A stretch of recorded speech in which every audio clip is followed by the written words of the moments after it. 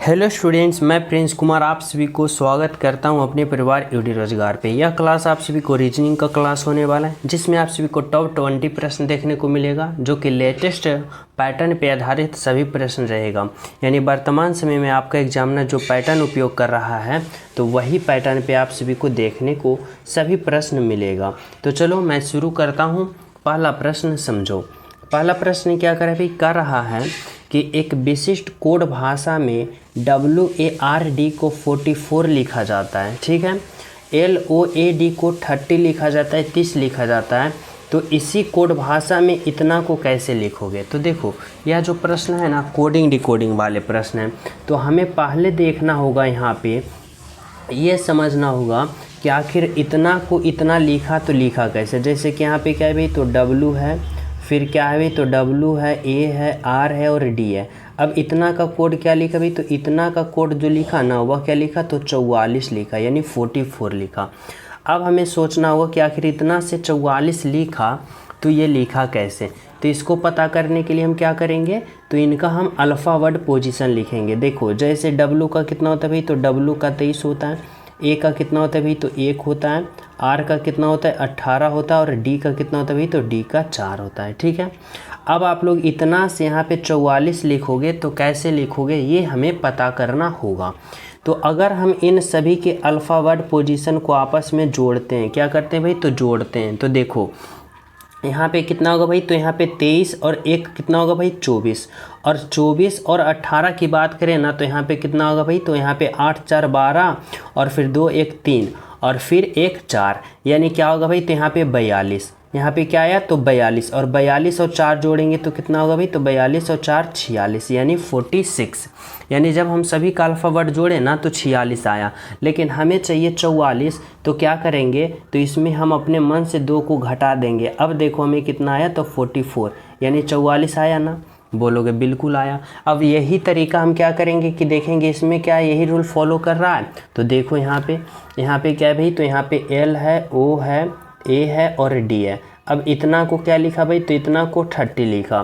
तो इसका हम क्या करेंगे, तो इसका हम अल्फ़ावर्ड पोजीशन लिखेंगे। L का कितना होता है 12, प्लस O का कितना होता है भाई 15, प्लस 1 का कितना होता है भाई 1 और प्लस D का कितना होता है भाई, तो 4। अब क्या करेंगे, तो सभी को जोड़ेंगे। तो देखो जोड़ो, यहाँ पे 4 1 5 और 5 और 15 क्या होगा भाई, तो 5 और 15 20 और 20 और यहाँ पे 12 कितना होगा भाई, तो 20 और 12 32, यानी 32। अब देखो यहाँ पे जब अपने मन से 2 घटाए हो, तो यहाँ भी अपने मन से 2 घटाओगे। अब देखो 32 में 2 घटाओगे तो देखो 30 प्राप्त हो रहा है, और यहाँ पे 30 है ना, बिल्कुल है, यहाँ पे 30 है। तो यही तरीका हम इसमें अप्लाई करके राइट आंसर प्राप्त करेंगे। समझना, यहाँ पे क्या भी, तो B है, R है, I है और T है। अब हम क्या करेंगे, तो पहले इसका अल्फ़ावर्ड पोजीशन लिखेंगे। जैसे देखो, B का 2 होता है, R का कितना होता है भाई 18 होता है, I का 9 होता है और T का कितना होता है भाई, तो 20 होता है। अब हम क्या करेंगे, तो अब हम ना सभी को जोड़ेंगे। तो देखो जोड़ो, तो देखो जोड़ो, जब यहाँ पे जोड़ोगे 18 2 कितना होगा भाई 20 और 20 और 9 कितना होगा भाई 29 और 29 और 20 की बात करें ना, तो 29 और 20 कितना होगा भाई, तो यहाँ पे 49 होगा। अब 49 को हमें 49 नहीं लिखना है, इसमें भी हमें 2 माइनस करना है, क्योंकि इन दोनों में भी हम 2 माइनस किए थे, इसमें भी 2। तो जब हम 49 में 2 को घटाएंगे तो हमें कितना होगा भाई, तो 47। अब 47 कौन सा ऑप्शन में भाई, तो देखो ऑप्शन नंबर 2 में है। यानी आपका राइट आंसर जो है वह क्या होगा भाई, तो ऑप्शन नंबर 2 होगा, जो कि बिल्कुल सही है, यानी ऑप्शन नंबर 2 है। ठीक है, समझ पा रहे हो? तो चले हम सब अगले प्रश्न पे। तो देखो 2 नंबर का प्रश्न समझना भी, यहाँ पे क्या कहना चाहता है, कह रहा है शब्दों का सही संबंध बताएं। यहाँ पे ना आप सभी को संबंध बताना है, किसका भाई, तो शब्दों का। इस तरीक़ा से कि तालाब का संबंध जिस प्रकार रुका हुआ से है, समझना, तालाब का संबंध जिस प्रकार रुका हुआ है, तो नदी का संबंध उसी प्रकार यहाँ पे किससे होगा। तो देखो तालाब और रुका हुआ में आपस में रिलेशन क्या बता रहा है ना, रिलेशन जल का बता रहा है। क्या जल का बता रहा है भाई, देखो तालाब में जो जल होता है ना, वह क्या होता है भाई, तो रुका हुआ होता है। क्या होता है, रुका हुआ होता है। अब इसी प्रकार अगर हम बात करें नदी में, तो नदी में जो जल होता है ना, वह क्या होता है भाई, तो जो नदी में जो जल होता है वह बहता हुआ होता है। यानी यहाँ पे आप लोग क्या लगाओगे भाई, तो ऑप्शन नंबर 2 लगाओगे, जो कि क्या है, तो आपका बिल्कुल राइट आंसर और बिल्कुल सही है, ऑप्शन नंबर 2 है। ठीक है, समझ पा रहे हो। तो चले हम सब अगले प्रश्न पे। तो देखो 3 नंबर का प्रश्न समझना, यहाँ पे क्या करा है भाई, कह रहा है कि निम्नलिखित 4 शब्दों में से 3 शब्द एक निश्चित तरीके से एक जैसे हैं, ठीक है, और एक अलग है, और उस अलग शब्द को चुनिए। यानी यहाँ पे देखो 4 ऑप्शन दे रखा है। अब इन 4 ऑप्शन में बताना है कि 3 ऑप्शन एक समान है, लेकिन एक ऑप्शन जो है ना सबसे अलग है, और वही ऑप्शन को आप सभी को पता करना है। तो कैसे करोगे, तो देखो यहाँ पे क्या है भाई, तो कमीज है, सैंडल है, चप्पलें है और जूते हैं। अब यहाँ पे आप लोग को बताना होगा कि सबसे अलग जो ऑप्शन है ना वह कौन सा है। तो देखो अगर हमारी बातों को इस तरह से समझते हो कि देखो अगर हम बात करें सैंडल का जो कि पैर में पहना जाता है, चप्पल का जो कि पैर में पहना जाता है, जूते जो कि पैर में पहना जाता है, लेकिन हम जब कमीज की बात करें ना तो कमीज जो है पैर में नहीं पहना जाता है, पैर में नहीं पहना जाता है। यानी सबसे अलग जो आपका होगा वह क्या होगा भाई, तो ऑप्शन नंबर 1 होगा, जो कि बिल्कुल क्या है भाई, तो सही है और बिल्कुल सत्य है। समझ रहे हो। तो चलिए हम सब अगले प्रश्न पे। तो देखो भाई क्या कर रहा है अगला प्रश्न 4 नंबर का। और जो स्टूडेंट क्लास को लाइक नहीं किए हो तो सभी प्रिय स्टूडेंट क्लास को लाइक कर देना, जो न्यू हो चैनल सब्सक्राइब करके बेल आइकन प्रेस कर देना, ठीक है, क्योंकि सुबह में आप सभी को जो क्लास लिया जाता है रीजनिंग का वह प्रॉपर आप सभी को एसएससी का प्रीवियस ईयर प्रश्न सोल्व कराया जाता है, जो कि 2020 से 2023 के बीच जितने भी एसएससी कंडक्ट कराया जिन जिन विभागों में सभी का यहाँ पे सॉल्यूशन कराया जाता है, ठीक है। तो आप लोग वह भी क्लास कंटिन्यू कर देना। देखो इसमें क्या करा भाई, 4 नंबर का प्रश्न करा, श्रृंखला को पूर्ण करें।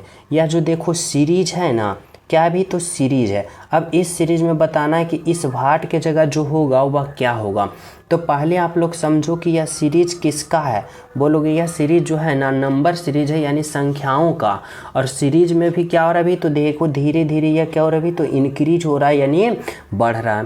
और जब धीरे धीरे सीरीज बढ़े ना तो आप लोग किस प्रकार से करोगे भाई, तो इस तरह से समझना। यहाँ पे 21 है और 21 से कहाँ जा रहा है भाई, तो 25 पे, यानी 21 से 25 पे जा रहा है तो क्या हो रहा है भाई, तो प्लस का 4 हो रहा है। 25 से 34 पे जा रहा है तो क्या हो रहा है भाई, तो 25 से 34 पे जा रहा है प्लस का 9 हो रहा है। और 34 से 50 पे जा रहा है तो क्या हो रहा है भाई, तो प्लस का 16 हो रहा है। अब देखो यह जो सीरीज है ना वह क्या चीज़ का सीरीज दर्शा रहा है। बोलोगे यहाँ पे जो सीरीज है ना यह 2 का स्क्वायर है, 3 का स्क्वायर है, 4 का स्क्वायर है।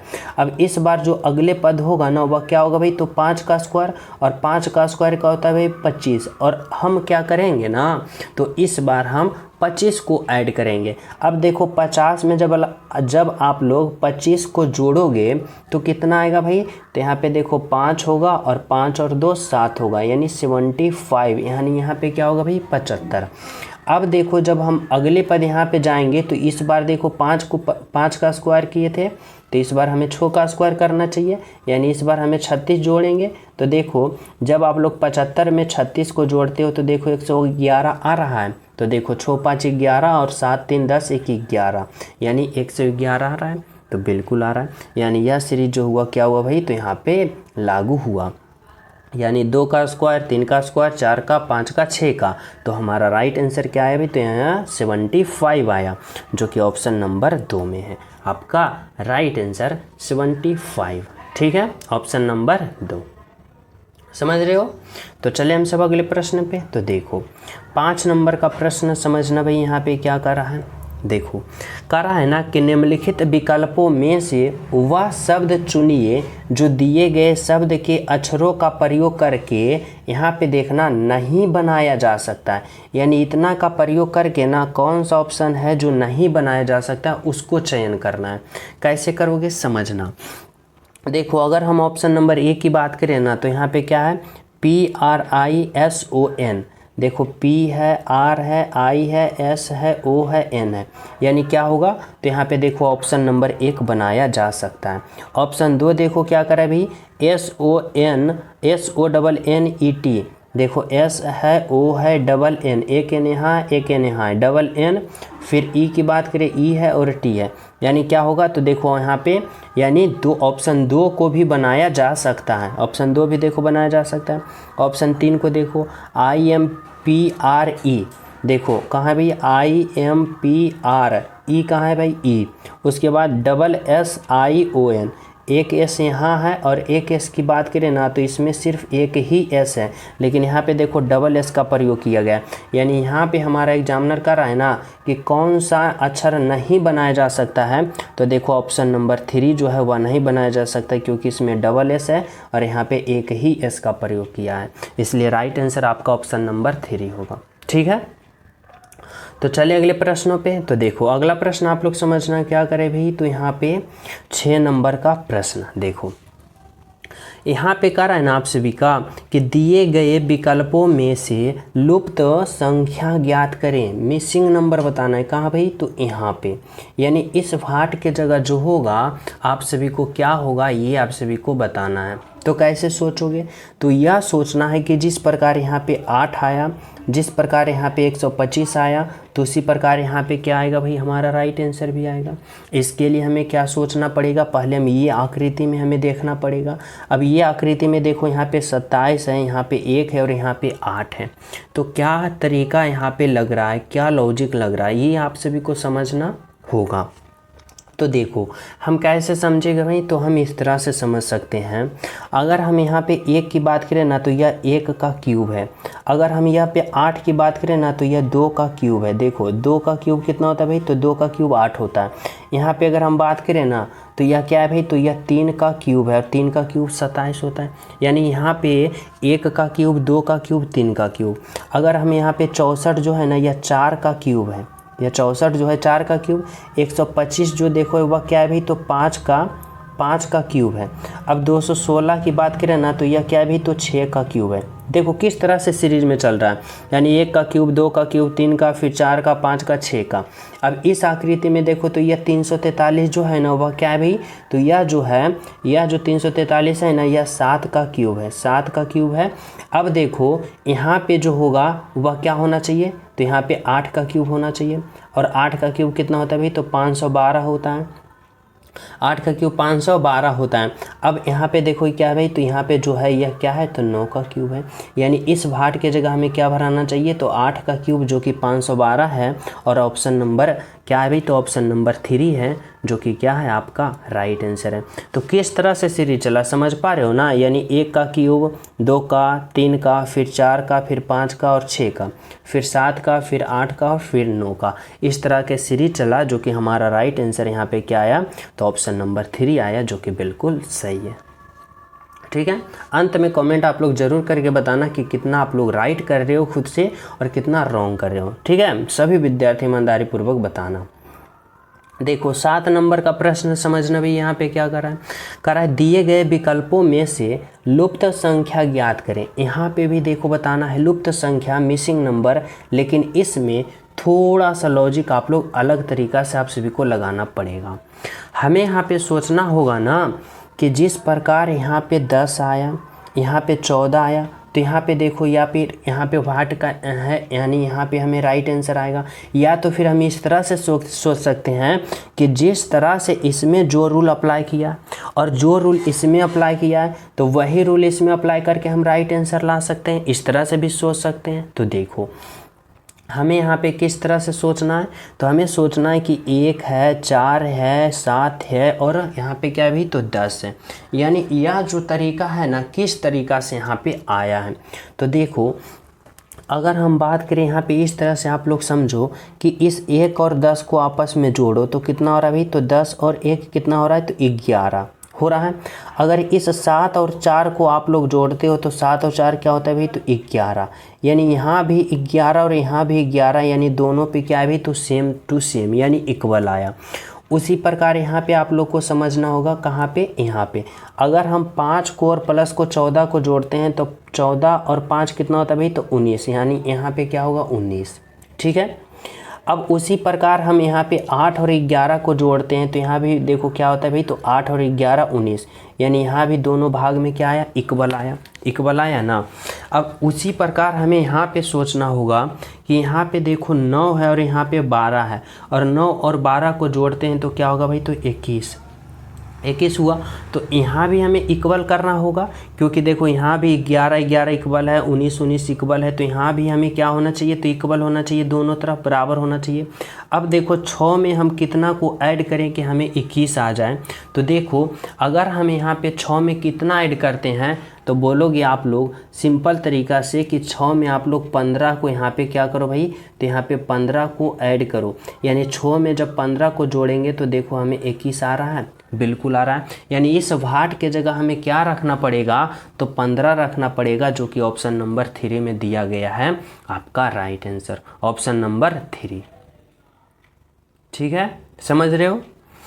तो चले हम सब नेक्स्ट प्रश्न पे। तो देखो अगला प्रश्न आप लोग समझना क्या करे भाई, तो 8 नंबर का प्रश्न देखो यहाँ पे करा है, दिए गए विकल्पों में से कौन सा विकल्प निम्नलिखित शब्दों का सार्थक क्रम दर्शाता है।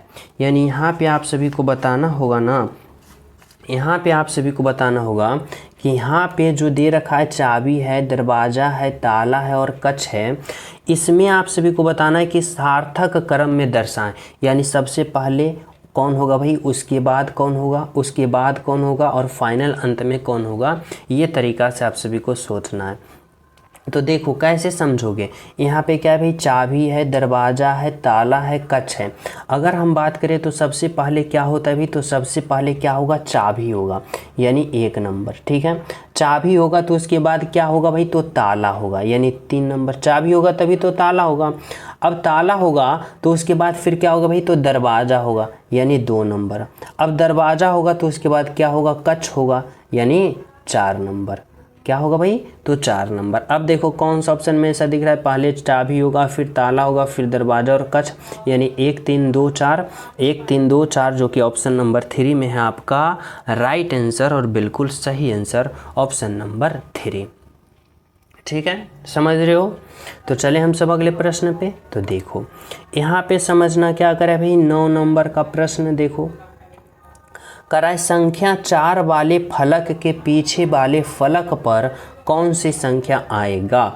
यानी यहाँ पे देखो ना, 2 पासे दे रखा है, 2 पासे दे रखा है, और इन दोनों पासा में भी कुछ कुछ स्थितियाँ दे रखा है। जैसे यहाँ पे भी देखो कुछ कुछ स्थितियाँ। अब यहाँ पे आपका एग्जामिनर कह रहा है ना कि 4 वाले फलक के पीछे जो होगा वह संख्या कौन सा होगा। तो जब भी ऐसा हमें पूछे ना कि विपरीत फलक पूछे या फिर 4 वाले के पिछले वाले फलक पूछे, यानी विपरीत ही होता है, उल्टा होता है कि जब भी उल्टा वाले फलक हमें पूछे ना, तो हम क्या करते हैं, हम सबसे पहले देखते हैं कि इन दोनों में कॉमन क्या है, यानी कौन सी स्थितियां जो है वह कॉमन है। तो देखो अगर हम बात करें ना, तो यहाँ पे 3 है और यहाँ पे 3 है, यानी ये दोनों जो स्थितियां हैं ना वह क्या है भाई, तो ये दोनों स्थितियां जो है वह कॉमन है, दोनों स्थितियां कॉमन है। अब हमें समझना होगा कि जब यहाँ पे पासे में एक एक स्थिति कॉमन दिखे, देखो एक एक स्थिति ही कॉमन दिख रहा है, और जब एक एक स्थिति कॉमन दिखता है ना, तो आप लोग क्या करते हो, तो यहाँ पे घड़ी की दिशा में क्लॉकवाइज चलते हो, और यहाँ से भी घड़ी की दिशा में क्लॉकवाइज चलते हो। तो देखो यहाँ पे कहाँ से स्टार्ट किए हो भाई, तो 3 से, कहाँ पे आए हो 4 पे, 4 से कहाँ पे आए हो भाई, तो 6 पे। उसी प्रकार देखो यहाँ पे कहाँ स्टार्ट किए हो, 3 पे, फिर कहाँ पे आए हो भाई, तो 1 पे, और फिर यहाँ पे कहाँ पे आए हो, 2 पे। यानी हमारे कहने का मतलब है ना यहाँ पे कि 6 का विपरीत 2 और 2 का 6, 4 का विपरीत 1 और 1 का विपरीत 4। लेकिन हमसे यहाँ पे एग्जामिनर क्या करा भाई, तो हमसे करा है 4 का विपरीत क्या होगा, तो 4 का विपरीत देखो यहाँ पे 1 है, यानी आपका राइट आंसर होगा वह ऑप्शन नंबर 1 होगा, जो कि क्या है भाई, तो बिल्कुल सही है, यानी ऑप्शन नंबर 1। ठीक है, समझ रहे हो। तो चले हम सब अगले प्रश्न पे। तो देखो 10 नंबर का प्रश्न क्या करा भाई, तो देखो यह जो डाइस था ना, या बंद वाला डाइस था, क्लोज डाइस, और ये क्या है भाई, तो ये ओपन डाइस है। और ओपन डाइस में क्या तरीका होता है ना, समझना, बहुत ही आसान तरीका से समझाऊंगा। ओपन डाइस में क्या होता है, कह रहा है कि कौन सी उत्तर आकृति प्रश्न में दी गई आकृति को मोड़कर बनाई जा सकती है। यानी एग्जामिनर का कहने का मतलब है ना कि यह जो डाइस, ओपन डाइस है ना, जब इसको आप लोग बंद करोगे, यानी क्लॉक करोगे, यानी मोड़ोगे, तो यहाँ पे देखो 4 ऑप्शन है, तो यहाँ पे किसके तरह बनेगा ये आप लोग को बताना है।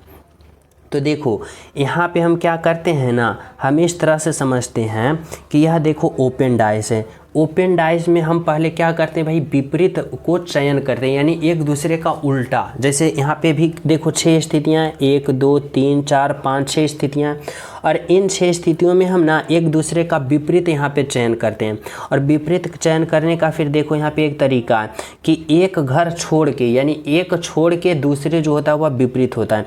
जैसे देखो बी का विपरीत बोलेंगे तो क्या होगा, डब्लू होगा, और डब्लू का विपरीत बी होगा। देखो यहाँ पे ओ को छोड़ दिया, एक को छोड़ दिया। अब उसके बाद देखो हम कहेंगे आर का विपरीत कौन होगा भाई, तो देखो आर जो होगा एक घर को छोड़ेगा तो कहाँ पे आ जाएगा, ओ पे आ जाएगा, यानी आर का विपरीत ओ और ओ का विपरीत आर। अब देखो अगर हम बात करें जी का ना, तो जी देखो यहाँ पे एक घर छोड़ के कहाँ पे आ जाएगा, बाई पे, यानी कि बाई का विपरीत जी और जी का विपरीत बाई, एक दूसरे का विपरीत हम लिख दिए। अब यहाँ पे तरीका क्या होता है ना, यहाँ पे होता है कि जब आप लोग, जैसे कि आप लोग यहाँ पे क्या करते हो कि पासे जो देखते हो बंद पासे, तो जो एक दूसरे का विपरीत होता है ना वह नहीं दिखेगा। जैसे हमारे कहने का मतलब है ना कि देखो यहाँ पे बी का विपरीत कौन है भाई, डब्लू, यानी जब आप लोग पासे को ऐसे देखोगे सामने रख के तो बी और डब्लू नहीं दिखेगा, यानी कोई भी दिखेगा तो एक ही भाग दिखेगा, दोनों भाग नहीं दिखेगा। अब दोनों भाग दिख रहा है तो समझो वह पासा गलत है। यानी जैसे देखो यहाँ पे क्या है भी, तो यहाँ पे ऑप्शन पासा एक, यानी ऑप्शन एक को चयन करता हूँ। तो देखो यहाँ पे क्या है ओ, अब देखो ओ का विपरीत यहाँ पे क्या है भाई आर, तो देखो ओ का विपरीत आर, यानी आर और कहीं दिख रहा है नहीं ना, यानी ओ खाली दिख रहा है, आर नहीं दिख रहा है। उसके बाद यहाँ पे क्या है भाई जी, जी पे आ जाओ। देखो जी का विपरीत कौन है भाई, बाई। अब देखो जी का विपरीत बाई है तो यहाँ पे या तो जी होगा या तो बाई होगा, दोनों नहीं होना चाहिए। और यहाँ पे देखो जी भी है और बाई भी है, यानी क्या होगा, तो यानी यह जो होगा ना पासा एक जो है वह गलत है। पासा दो की बात करते हैं तो देखो यहाँ पे क्या है भाई बी, और बी का विपरीत देखो डब्लू है, और बी और डब्लू एक साथ नहीं होना चाहिए, यानी एक ही को दिखना चाहिए, दोनों नहीं दिखना चाहिए, यानी ये भी ऑप्शन गलत है।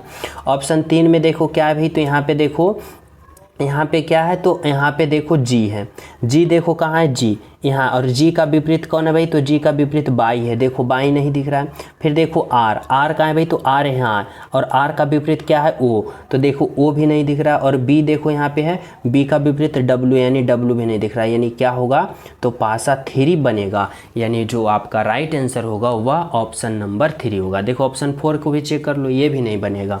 देखो यहाँ पे क्या है भाई बाई, और बाई का विपरीत यहाँ पे क्या है भाई, तो जी। अब देखो बाई भी दिया है और जी भी दिया है, तो दोनों हो नहीं सकता, यानी ये भी गलत है। तो वनली वन जो होगा ना आपका वह होगा पासा नंबर 3, यानी इसको जब मोड़ोगे तो आप लोग यहाँ पे कौन सा पासा पाओगे, तो ऑप्शन नंबर 3 वाले पासा पाओगे।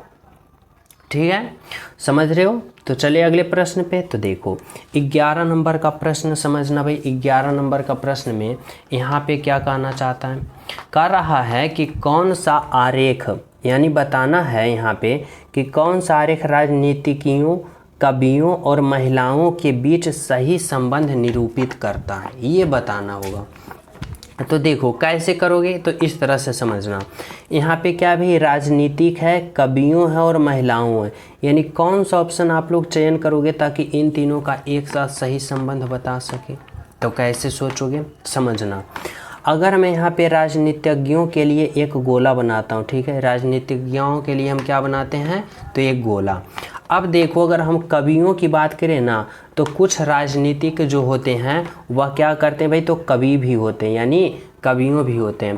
और कुछ महिला की बात करें ना, तो कुछ महिला जो होती है वह राजनीतिक भी करती है, यानी राजनीतिज्ञों में आ जाएगी, यानी ऐसा आ जाएगी।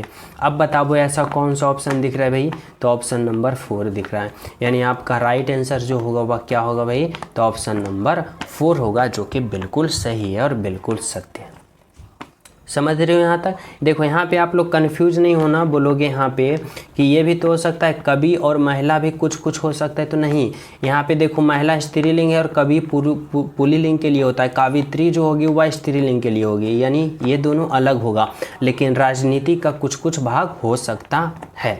ठीक है, इसलिए आपका राइट आंसर ऑप्शन नंबर 4 होगा। तो चले नेक्स्ट पे। देखो 12 नंबर का प्रश्न समझना भाई। 12 नंबर में क्या कर रहा है, दिए गए आरेख में कितने भूरे गुलाबी है। देखो यहाँ पे समझना, यहाँ पे आप सभी को बिल्कुल ही पूर्ण रूप से दर्शाया गया, यह जो वृत्त है ना, यह जो वृत्त है वह क्या है भाई, तो वह नीला के लिए दर्शा रहा है। लेकिन यहाँ पे आप लोग समझना, यहाँ पे जो दे रखा है यह जो त्रिभुज है ना, यह त्रिभुज किसका है भाई, तो यह त्रिभुज जो है वह गुलाबी का है देखो।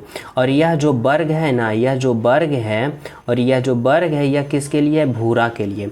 और आपका एग्जामिनर क्या कर रहा है कि भूरे, यहाँ पे कितने भूरे हैं जो गुलाबी हैं, यानी यहाँ पे कितने भूरे वाले हैं यानी आयत वाले हैं जो कि गुलाबी में है, यहाँ पे नीला में नहीं होना चाहिए यानी वृत्त में नहीं होना चाहिए, वह किस में होना चाहिए, तो त्रिभुज में और यहाँ पे वर्ग में। अब देखो त्रिभुज और वर्ग की बात करें ना, त्रिभुज में और वर्ग में है जो कि ओनली वन यहाँ पे 7 दिख रहा है, यानी 7 दिख रहा है, यानी आपको राइट आंसर क्या होगा भैया, तो यहाँ पे ऑप्शन नंबर यहाँ पे कहाँ दिख रहा है, तो नहीं दिख रहा है। यहाँ पे क्या करा है, दिए गए आरेख में कितने भूरे गुलाबी हैं, यानी कितने भूरे गुलाबी हैं ये आप सभी को यहाँ पे बताना होगा। तो देखो हमें यहाँ पे करा है ना कि कितने भूरे गुलाबी है, ये हमें नहीं करा है कि नीला नहीं होना चाहिए। अगर यहाँ पे नीला नहीं होने के लिए कहता ना, तो यहाँ पे डायरेक्शन में दे दिया जाता कि कितने भूरे गुलाबी है लेकिन नीला नहीं है।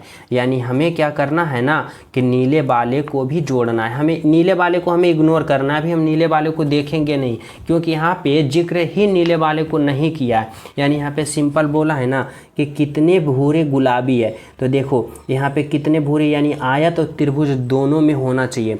तो आयत में कौन है भाई, तो सॉरी वर्ग और त्रिभुज में होना चाहिए। तो देखो 7 जो है वर्ग में भी है और 2 जो देखो यानी वर्ग में भी और त्रिभुज में है, यानी ऐसे 2 हैं जो कि त्रिभुज में भी है और वर्ग में है, यानी क्या है भैया, तो गुलाबी भी है और भूरा भी है, यानी 7 और 2 9, यानी ऑप्शन नंबर क्या होगा, तो ऑप्शन नंबर 3 होगा जो कि आपका राइट आंसर है। यहाँ पे आप लोग कंफ्यूज नहीं होना है, ठीक है, समझ रहे हो।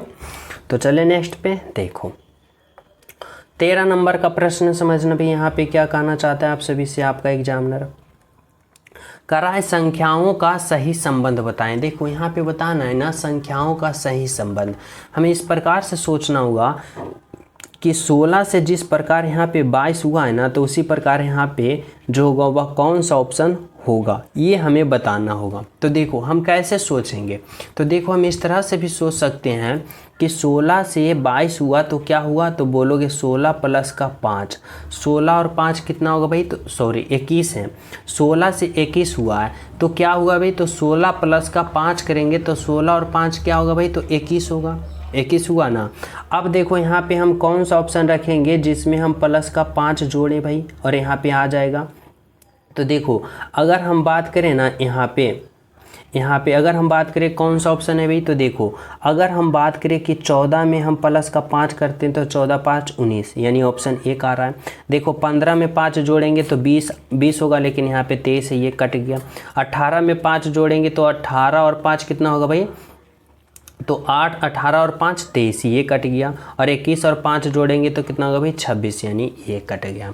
यानी आपका जो राइट आंसर हुआ वह क्या होगा भाई, तो ऑप्शन नंबर यहाँ पे जो होगा वह ऑप्शन नंबर 1 होगा, क्योंकि यहाँ पे 16 में जब हम 5 जोड़े तो कितना हुआ भाई, तो 21 हुआ।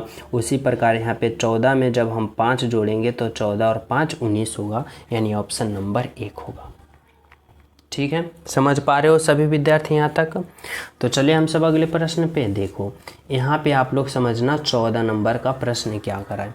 यह 14 नंबर का जो प्रश्न है ना ब्लड रिलेशन का प्रश्न है, और यहाँ पे आप लोग को समझना होगा कैसे। तो देखो करा ए डी की माँ है और बी की बहन है, बी की एक बेटी सी है जो एफ से विवाहित है, जी ए का पति है, तदनुसार जी डी से क्या संबंध है। देखो बहुत ही सिंपल तरीका से समझाऊंगा, बस आप लोग समझना।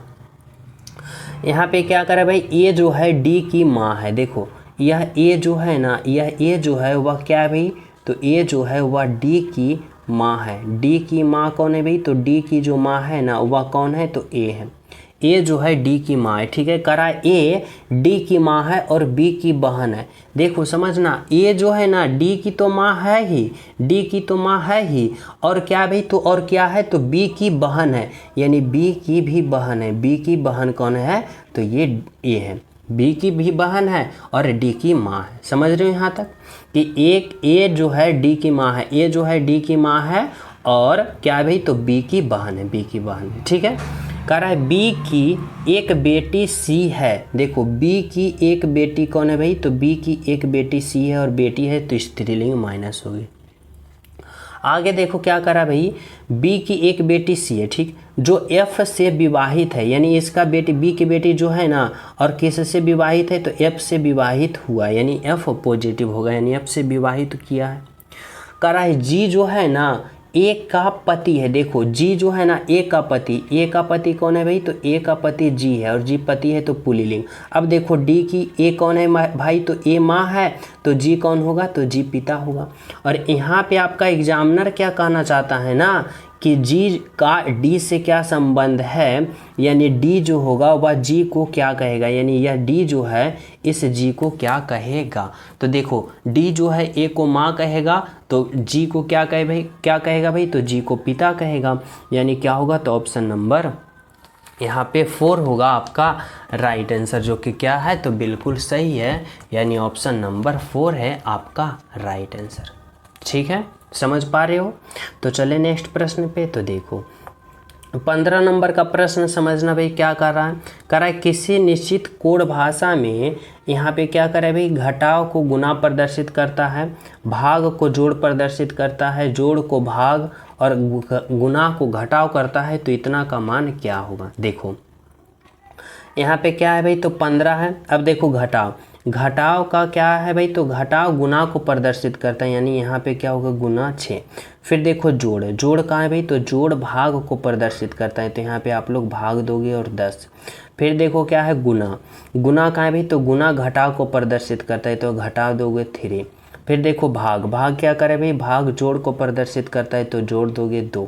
अब क्या करोगे, तो इसका हल करोगे कैसे, तो बोडमास का प्रयोग करते हुए, यानी पहले भाग फिर गुना फिर जोड़ और अंत में घटाव। तो देखो यहाँ पे 15 हुआ फिर गुना। अब देखो जब हम 6 में 10 से भाग देंगे तो क्या होगा भाई, तो 6/10 माइनस का 3 होगा और प्लस का 2 होगा। अब हम क्या करेंगे, तो इसको हम काटेंगे, कैसे काटेंगे, तो देखो इस तरह से काटेंगे। यहाँ पे क्या होगा, 5 तिया का 15 और 5 दूना का 10 और 2 से काटेंगे, 2 तिया का 6। अब यहाँ पे 3 गुने का 3 कितना होगा, 9 और माइनस का 3 और प्लस का 2। अब देखो 9 प्लस में और 2 प्लस में, 9 और प्लस का 2 11 और 11 में 3 घटा देंगे तो क्या होगा भाई 8, यानी आपका राइट आंसर जो होगा वह ऑप्शन नंबर 4 होगा, जो कि बिल्कुल सही है और बिल्कुल सत्य है, ऑप्शन नंबर 4 है। ठीक है, तो चले नेक्स्ट पे। तो देखो, और जो स्टूडेंट क्लास को लाइक नहीं किए हो तो सभी प्रिय स्टूडेंट क्लास को लाइक कर देना और चैनल सब्सक्राइब कर लेना, ताकि हर क्लास का नोटिफिकेशन टाइम टू टाइम मिलता रहे। ठीक है, देखो 16 नंबर का प्रश्न कह रहा है, विषम शब्द की पहचान करें, यानी इन चारों ऑप्शन में आप सभी को बताना है कि कौन सा ऑप्शन है ऐसा जो सबसे अलग है, यानी विषम है, और वही आपका राइट आंसर है। तो कैसे यहाँ पे करोगे भाई, तो देखो अगर हम यहाँ पे बात करें ना, क्या भी मस्तिष्क है, यकृत है, नेत्र है और क्या भी तो फेफड़ा है। अब बताओ कि इसमें सबसे अलग ऑप्शन कौन सा है, कैसे आप लोग यहाँ पे पहचान करोगे।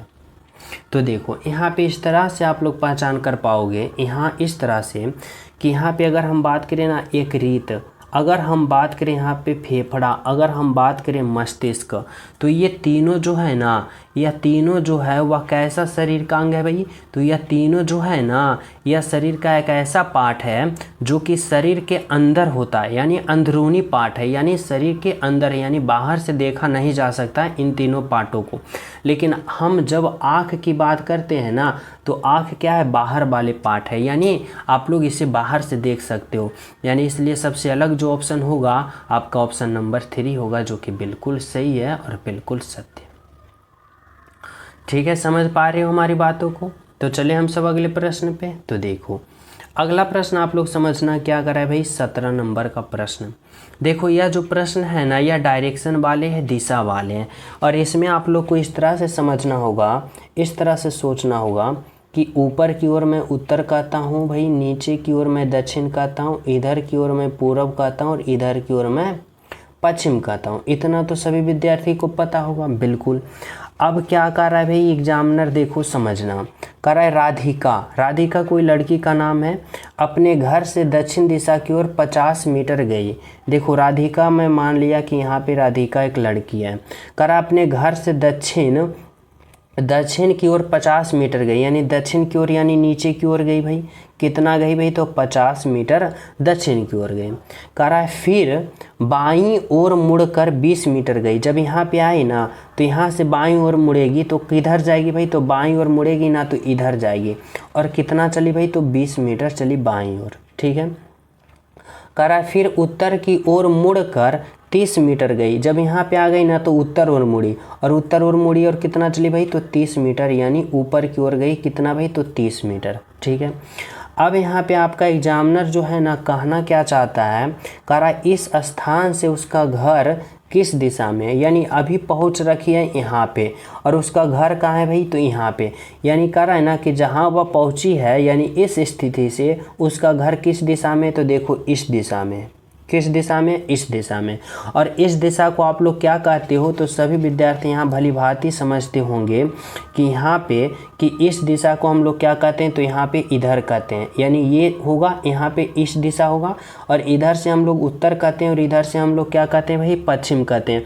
यानी इस दिशा को हम लोग क्या कहते हैं, तो इस दिशा को हम लोग उत्तर पश्चिम कहते हैं, जो कि ऑप्शन नंबर 4 में है आपका राइट आंसर, उत्तर पश्चिम। बिल्कुल सही है और बिल्कुल सत्य। ऑप्शन नंबर क्या होगा भाई, तो ऑप्शन नंबर 4 होगा। ठीक है, समझ रहे हो। तो चले नेक्स्ट प्रश्न पे। तो देखो समझना, यहाँ पे क्या कर रहा है भाई, 18 नंबर का प्रश्न। देखो 18 नंबर के प्रश्न में आप सभी से यहाँ पे कहना चाहता है ना, कह रहा है कि निम्नलिखित श्रृंखला में प्रश्न चिन्ह के जगह आने वाले अक्षर चयन करें। यानी यहाँ पे देखो जो भाट के जगह है ना, इसके जगह जो संख्या आएगा वह क्या होगा ये बताना होगा। तो कैसे सोचोगे, तो देखो यहाँ पे ना यह जो सीरीज वाले प्रश्न है, और वो भी किसका सीरीज है भाई, तो अल्फ़ा वर्ड का। तो जब भी अल्फ़ा वर्ड का सीरीज आता है ना तो आप लोग क्या करते हो, तो इसका अल्फ़ा वर्ड पोजीशन लिख के अप्लाई करते हो। जैसे कि देखो जे का अल्फ़ा वर्ड पोजीशन कितना होता है भाई, तो 10 होता है। एम का अल्फ़ा वर्ड पोजीशन कितना होता है भाई, 13, और पी का कितना होता है, तो 16। यहाँ पे देखो भी का अल्फ़ा वर्ड पोजीशन क्या होता है भाई, तो 22 होता है, और भी का कितना होता है अल्फ़ा वर्ड पोजीशन 22 होता है, और बाई की बात करें ना तो बाई का कितना होता है भाई, तो 25 होता है। बाई का कितना होता है, 25 होता है। अब हमें यहाँ पे क्या करना होगा, तो अब हमें यहाँ पे रिलेशन बनाना होगा कि किस तरह से देखो सीरीज चल रहा है। जैसे देखो अगर हम जे से एम पे जाने की कोशिश करते हैं तो 10 से 13 पे जाएंगे तो प्लस का 3 करेंगे। अब देखो 13 से हम अगर बात करें पी पे, यानी एम से पी पे जाने की बात करते हैं, यानी 13 से 16 पे, तो यहाँ पे क्या करेंगे भाई, प्लस का 3 करेंगे। उसके बाद यहाँ पे देखो अगर हम भी से बाई पे जाने की कोशिश करते हैं, यानी 22 से 25 पे, तो प्लस 3, यानी क्या करेंगे भाई, तो प्लस 3 करेंगे, यानी प्लस 3 हो रहा है। अब आप लोग समझ पा रहे होंगे कि यहाँ पे भी प्लस 3 प्लस 3 प्लस 3 का सीरीज चल रहा है। तो यहाँ पे जब हम अगले पद निकालेंगे ना तो यहाँ पे भी क्या करेंगे, तो प्लस का 3 करेंगे, यानी 16 में प्लस का 3 करेंगे तो 16 प्लस का 3 कितना होगा भाई, 19।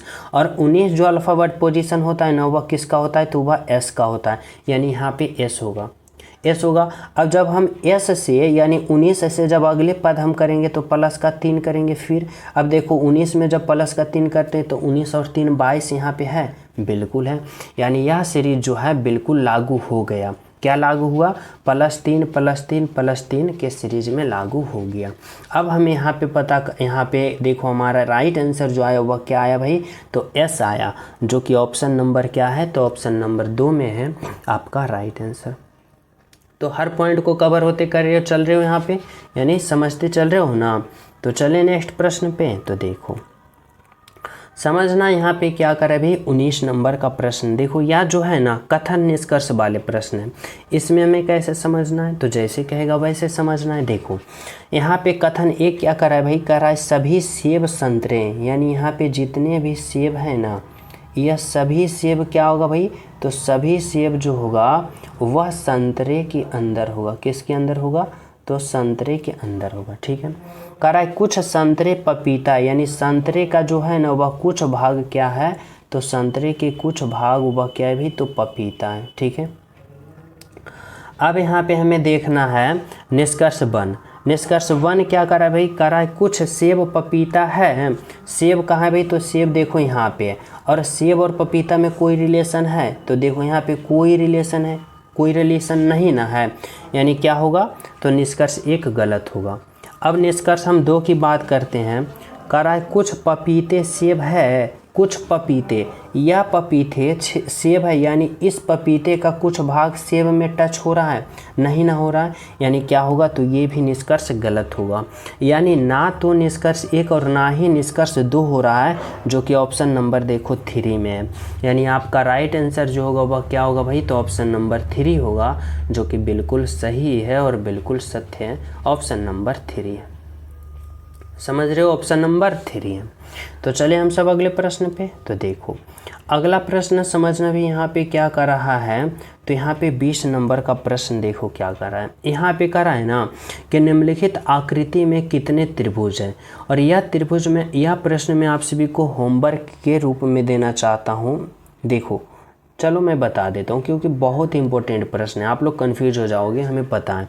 करा है ना कि इस आकृति में कितने त्रिभुज हैं, यानी काउंट ऑफ ट्रायंगल, यानी इस त्रिभुज में हम, इस आकृति में हमें त्रिभुज काउंट करना है। तो कैसे काउंट करेंगे, तो देखो आप सभी विद्यार्थी को पता होगा कि देखो यहाँ पे क्या भी, तो ये वर्ग है, ये एक वर्ग है, यानी चतुर्भुज के अंदर कुछ त्रिभुज है, और यहाँ भी सेम टू सेम एक चतुर्भुज के अंदर है, यानी जितने इस त्रिभुज, इस आकृति के अंदर त्रिभुज होगा तो उतना इसमें ही होगा, क्योंकि दोनों सेम टू सेम है।